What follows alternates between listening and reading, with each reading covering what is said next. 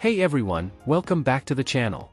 Today, we've got something really exciting for you, Tyreek Hill's incredible journey in the NFL, from his explosive performances on the field to his personal life and milestones. I can't wait to dive into all the details, so let's get started. Hill, born on March 1, 1994, in Douglas, Georgia, is the son of Anesha Sanchez and Derrick. He attended Coffee High School, where he excelled in track and field, winning both the 100 meters and 200 meters at the 2012 Georgia 5A state meet. On May 26, 2012, at the 36th Golden South Classic in Orlando, Florida, Hill set a new season best in the 100 meters with a time of 10.19 seconds and achieved a personal record in the 200 meters with a time of 20.14 seconds. His 200-meter time was just 1/100th of a second shy of Roy Martin's 1985 national high school record.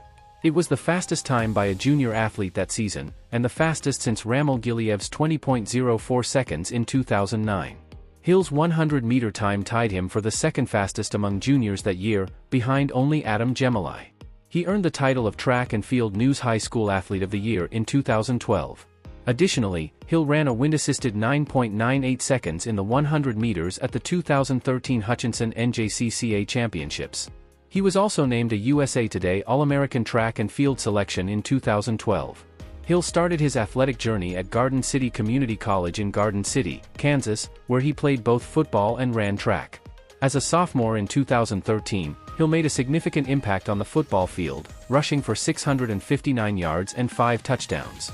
He also proved himself as a reliable receiver, hauling in 67 passes for 532 yards. His dual-threat ability helped the Broncbusters succeed that season, showcasing his versatility as both a running back and a wide receiver. After his success at Garden City, Hill became a highly sought-after junior college recruit. He ultimately chose to attend Oklahoma State University in Stillwater, Oklahoma, to continue his football career. Hill made his debut for the Cowboys on August 30, 2014, in a game against Florida State, where he caught a season-high 6 passes for 62 yards in a tough loss.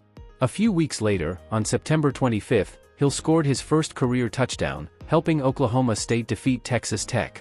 In that game, he recorded 3 receptions for 50 yards, 6 rushing attempts for 39 yards, and 3 kick returns for 62 yards, showcasing his all-around skills. Hill's impact continued throughout the season. In the following game against Iowa State, he recorded a season-high 148 yards on 5 kick returns, including a touchdown. On November 1, 2014, Hill had one of his most impressive performances, rushing for 102 yards on 18 attempts and scoring his first rushing touchdown of the season in a win over Kansas State. Hill's dynamic contributions on offense and special teams helped Oklahoma State throughout the year, and on December 6, 2014, he made a lasting impression with a 92-yard punt return touchdown in a comeback victory over rival Oklahoma. However, just days after the season ended, Hill's career at Oklahoma State took a drastic turn. On December 11, 2014, he was dismissed from both the football and track teams following his arrest and guilty plea for domestic violence. Despite his on-field success, Hill's off-field issues led to his departure from the team.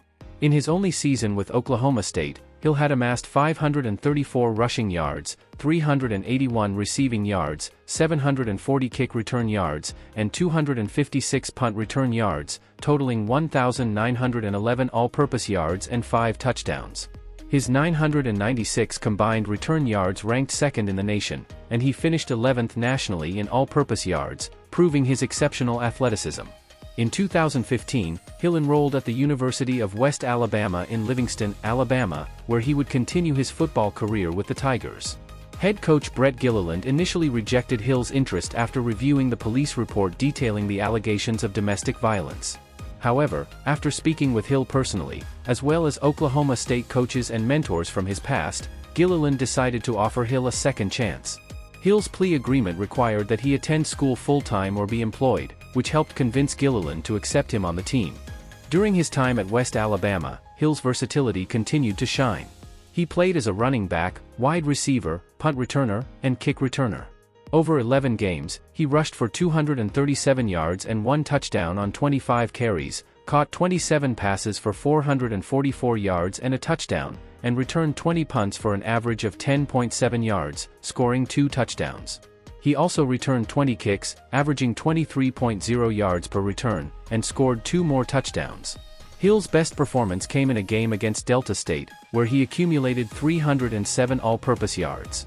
However, his production waned toward the end of the season, and he finished with just -3 all-purpose yards in the final game against North Alabama.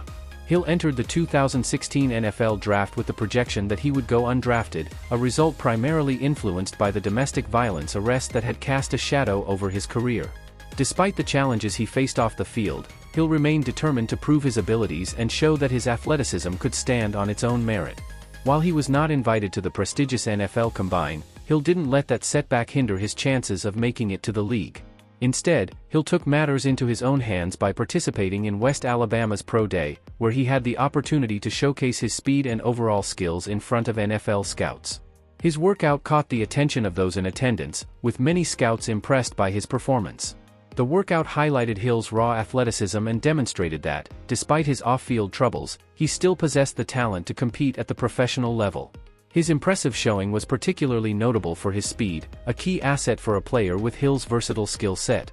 Hill's head coach at West Alabama, Brett Gilliland, revealed that Hill's performance was enough to spark the interest of several NFL teams. At least 20 teams reportedly reached out to inquire about Hill, signaling that his abilities were still in demand. Despite the circumstances surrounding his past, Hill's speed and physicality caught the eye of scouts who were eager to see what he could contribute to their teams. Hill started the 2020 season strong, recording a receiving touchdown in each of his first 4 games. In Week 12, against the Tampa Bay Buccaneers, he posted a career-high 269 receiving yards on 13 catches and 3 touchdowns, leading the Chiefs to a 27-24 victory. His remarkable performance included becoming the first player since Lee Evans in 2006 to surpass 200 receiving yards in a single quarter. Hill's dominant display earned him AFC Offensive Player of the Week honors. He finished the season with 87 receptions, 1,276 yards, and 15 receiving touchdowns, along with 2 rushing touchdowns. His efforts earned him his 5th Pro Bowl selection and a 3rd first-team All-Pro nomination. Hill was ranked 15th on the NFL Top 100 Players of 2021 list. In the playoffs, Hill played a crucial role in the Chiefs' victories. In the divisional round against the Cleveland Browns, he recorded 8 catches for 110 yards, including a key 4th and 1 catch to seal the win. In the AFC Championship against the Buffalo Bills, he had 9 receptions for 172 yards, including a 71-yard catch. Hill ended the season with a solid showing in Super Bowl 55, recording 7 catches for 73 yards, though the Chiefs lost 31-9 to the Buccaneers. He was again ranked 15th on the NFL Top 100 Players of 2021. Hill began the 2021 season with a bang, amassing 11 receptions for 197 yards and a touchdown in a victory over the Browns. In Week 4, he had another standout performance, catching 11 passes for 186 yards and 3 touchdowns against the Eagles. Hill continued to produce, recording multiple games with over 10 receptions, including a 12-catch game against the New York Giants in Week 8. He finished the season with 111 receptions, 1,239 yards, and 9 touchdowns, earning his 6th consecutive Pro Bowl nomination. In the playoffs, Hill contributed significantly in the wild card and divisional round victories, including a key 64-yard touchdown in the Chiefs' thrilling win over the Bills. Despite a strong postseason performance, the Chiefs lost to the Bengals in the AFC Championship. Hill was ranked 15th on the NFL Top 100 Players of 2022. On March 23, 2022, Hill was traded to the Miami Dolphins in exchange for several draft picks. After the trade, Hill signed a 4-year, $120 million contract extension, making him the highest-paid wide receiver in the NFL at the time. He had an explosive debut for the Dolphins, catching 8 passes for 94 yards in a Week 1 win over the Patriots. Hill continued to shine throughout the season, setting career highs with 119 receptions and 1,710 receiving yards. He earned a 7th Pro Bowl selection and first-team All-Pro honors, and helped the Dolphins reach the playoffs, though they lost to the Bills in the wild card round. In 2023, Hill had another spectacular season, finishing with 119 receptions, 1,799 yards, and 13 touchdowns, leading the NFL in receiving yards. He earned Pro Bowl and All-Pro honors again and scored the Dolphins' only touchdown in their wild card loss to the Chiefs. Hill was ranked as the top player in the NFL Top 100 Players of 2024. Despite a strong start to 2024, Hill's season was marked by frustration as the Dolphins missed the playoffs for the first time since 2021. Hill finished with his lowest numbers in 5 years, and after the team's season-ending loss, he expressed dissatisfaction with the team, but it was clarified that he never requested a trade. Hill was previously engaged to Crystal Espinal, with whom he shares 3 children. They got engaged in September 2018. In November 2023, Hill married Kita Vaccaro, the sister of retired safety Kenny Vaccaro.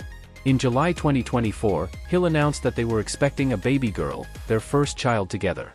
In March 2023, Hill welcomed a son with Camille Valmon.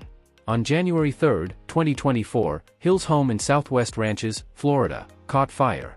It took firefighters about 45 minutes to contain the blaze. An investigation determined that the fire was caused by a child playing with a cigarette lighter inside the house. That's a wrap for today's video on Tyreek Hill. I hope you enjoyed it and got a deeper look into his incredible career and life. If you did, make sure to give it a thumbs up and share it with your friends. Also, drop a comment below. I'd love to hear your thoughts or any questions you might have about Tyreek Hill. And of course, be sure to subscribe for more content like this. Thanks for watching, and I'll see you in the next one.